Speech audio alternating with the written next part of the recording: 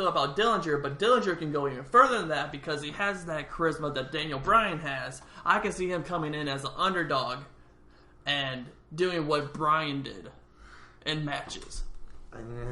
Yes and no. I think charisma. You hit it right on dead on the head. Charisma is fantastic. He's very over. Fans love him. When he came out at number 10, I kind of marked out just a little bit. Not gonna lie, I like Dillinger. I love his passion, his intensity, and it comes through in the ring. So definitely, I have the wrong team winning there. Yeah, I think Dillinger seems to bring closure to that rivalry because now you don't know what's going to happen. Is EY going to try to recruit Dillinger again? Is EY going to try to recruit Roddy? Is EY going to try to recruit Cassius? It's just it should have brought closure. Yeah, that leads into the next match: Almas versus Black. It was Black's debut. Mm-hmm. I watched this match too. It was I feel it was a slowish match. I've got that Black is very agile and moves very well and strikes very well. I mean, he's got that background in I forget. I believe it's in a martial arts deal. I don't know what it was. They were talking about it. He moves really well. He strikes well, and I just can't stand Almas. But let me backtrack to me because with me saying that I thought it was a slow match, I was pausing it in between the pre-show for WrestleMania, and so I wasn't totally invested in that match. What Will is saying is probably true, but with me just pausing and restarting, I wasn't invested. I wasn't watching the match from start to finish straight through. Yeah. I love Nigel McGuinness being on commentary. Yeah, I love But Nigel. at the end of this match, believe it was this match, he had a bit of a mess up.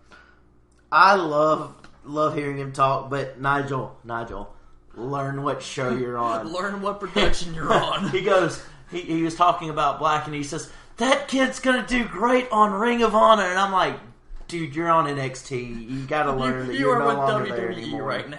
Right, you gotta move on. You can't say Ring of Honor on one of their shows. Right. On Talking Smack, it's okay because it's unscripted.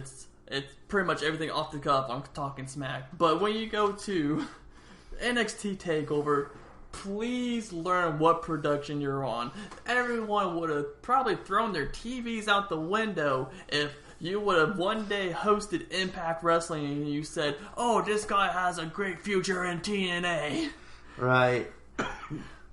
So the next match on the card was Revival versus DIY versus Authors of Pain. It was a great start. I loved how both the Revival and DIY, even though there's a huge rivalry there, both realized that their biggest threat in this match was the Authors of Pain, and they turned immediately and jumped right on them and started just going to town, trying to...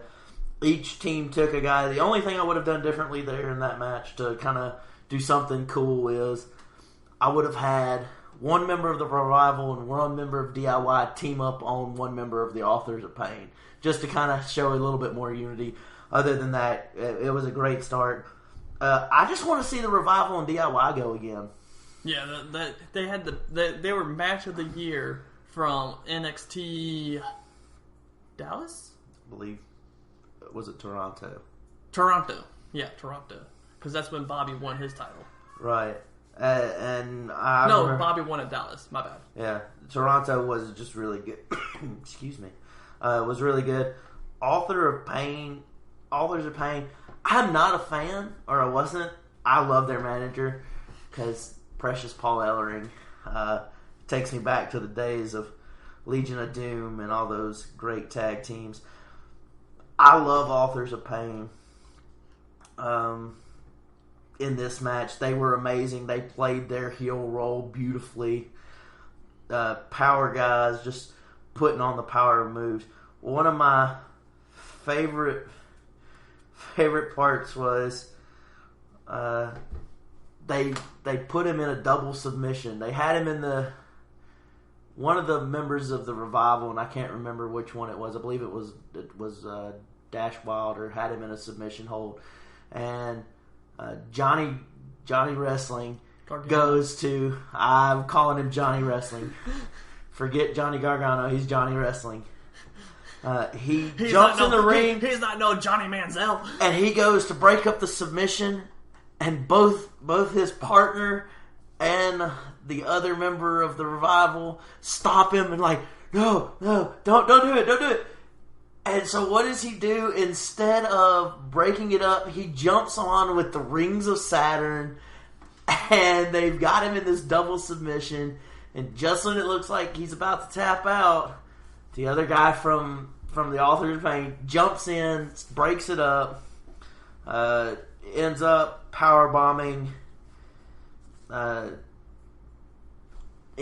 doing their double powerbomb, and my whole question was, because it was an elimination match, they eliminated DIY first, and then moved on and did their double powerbomb with where they take their backs and spike them up against each other and then slam them. It's more like a high five. Yeah, a high five and then a power bomb. It ended exactly the way I thought it would. Yeah, when I saw that matchup, I pretty much knew that Authors of Pain was going to win that match, only because they're pushing them hard. And now with... But where do we go from here? I was getting to that. With the Revival and DIY being out of the tag team picture now, I'm thinking that they're going to start pushing Heavy Machinery. And those two are big and they're fast. But I don't want the tag team division to become this super heavyweight division, because some of the greater tag teams are, lighter and more nimble, and it's more exciting to watch. One of the ones we kept mentioning the other night was TM61. Yep. I would love to see TM61 in there more frequently. After watching this, the Revival have been on somewhat of a not winning streak. It's time to call them up. Send them over to Raw. Send them to SmackDown. I don't care where you send them. Send them to the main. I would like card. to see a Revival on Raw, just to give Raw another tag team. We will get back to another tag team that's going to be on there later in the show, but just to give Raw that more depth in the tag team division, because SmackDown has the tag team division on lockdown right now. I also like the new titles. I love those tag team titles. They're so nice, so much better. I'll get to some more of that later because I'm a little frustrated with something on that one. Asuka versus Ember Moon. The biggest thing I took away out of that, those two can go in the ring. It was a pretty good match. See, I'm not a big fan of Ember Moon. She did really well. I didn't watch the match, but I'm not a big fan of her. I've seen her other works on NXT TV, but I'm just not a fan of her in-ring work. I love the promo beforehand that says, the sun has to rise on every moon, and I am the sun, is what Asuka said. Ooh, poetry. Yes. But the biggest thing I took away out of this match was the ending. Asuka pushes the ref, what looks to be an inadvertent push. Quote unquote. Yeah, that's the way they were pushing it. I thought she did it intentionally. I just see out of this coming an Asuka heel turn.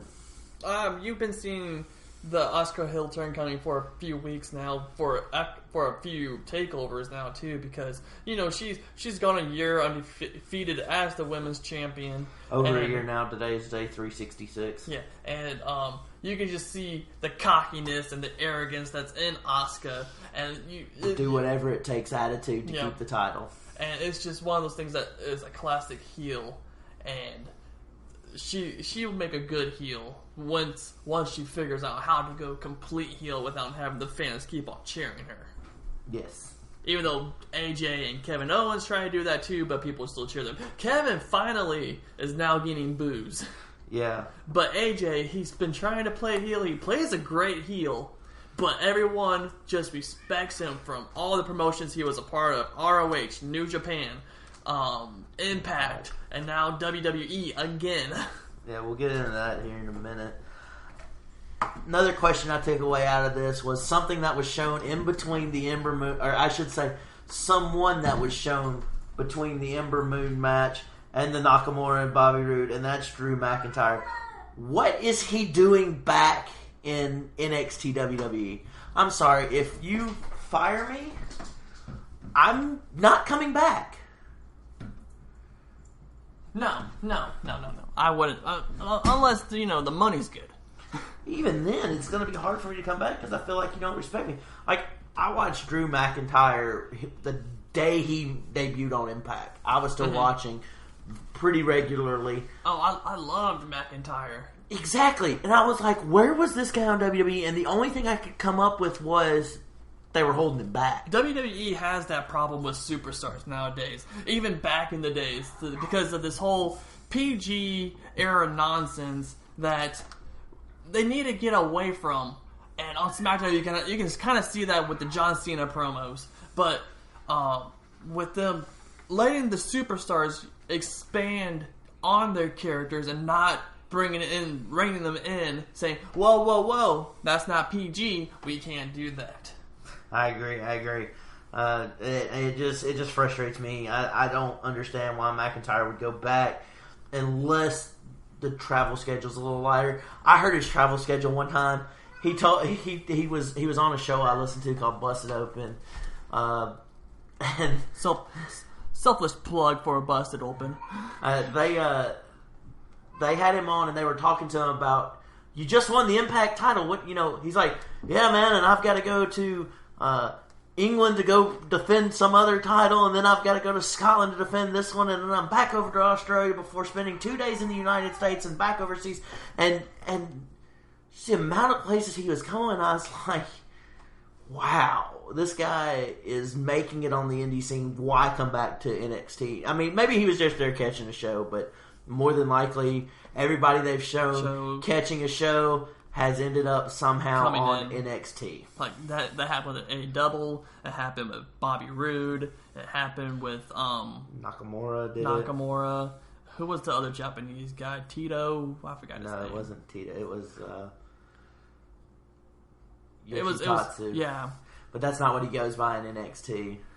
I don't know what he goes by in NXT anymore. He's not on TV, so I don't know what he goes by. He's hurt right now again, I believe. He's always hurt. And then now we go to Nakamura versus Bobby Roode. Glorious! Yes, as always, big, really good entrance from Nakamura. His theatrics, everything about him screams WWE champion. I can't say anything more about him than call him up, put him on SmackDown. The matches you could have with him on SmackDown, just stop and think about it for a minute. AJ Styles, John Cena. There's so many more that you could go with here. I just feel Nakamura absolutely 100% beyond a shadow of a doubt has to come up. I agree with that because Nakamura, because he didn't win back the NXT title, it's time for him to come. He already has all the experience that he got from New Japan, and he brought that to NXT. He mentored the younger people, and now it's just his time to move to the bigger stage. Yeah, and Bobby Roode's entrance was good. The NXT title, I have this written down. They debuted all new titles last night, and they all, in my opinion, look really good.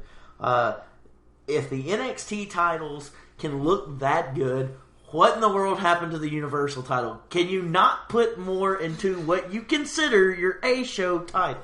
And you just take the WWE title and you put a red band on it. It doesn't make it a great looking champ. It's a cruddy championship held by not cruddy people, but their reigns have been cruddy, and the title itself got off to an already bad start with Finn Balor having to give it up the first night he won it.